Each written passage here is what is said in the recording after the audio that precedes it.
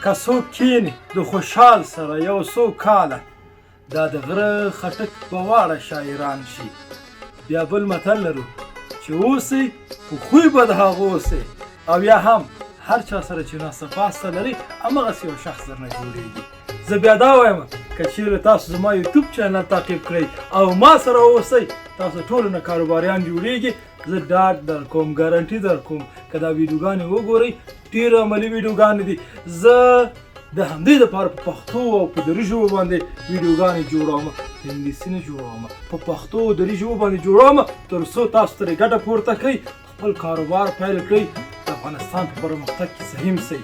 زما یوټیوب چینل تعقیب کړئ. دا مې د پیسو د ټولولو په خاطر نه دی جوړ کړی. که هدف مې پیسې وي نو زه انګلیسي چینل جوړوم. انګلیسي چینل ډېر آډینس لري، ډېر لیدونکي لري او زه کولی شم چې ډېرې پیسې پیدا کړم. ولې دا په پښتو دري ځکه جوړوم چې ستاسو ژوند تغییر شي. او که د یوټیوب د لارې پیسې پیدا کوم تاسو سره ژمنه کوم چې دا پیسې به بېرته د ځوانانو په کاروبارونو لګوم او مصرفوم، د ځوانانو ایډیاوې نظریات راټولوم او په هغه باندې پانګونه کوم. ټول ژوند مې تاسو ته وقف کړی او هیله او ارمان مې دا ده چې تاسو خپل کاروبار پیل کړئ، په خپلو پښو ودرېږئ او د افغانستان د پرمختګ لپاره کار وکړئ.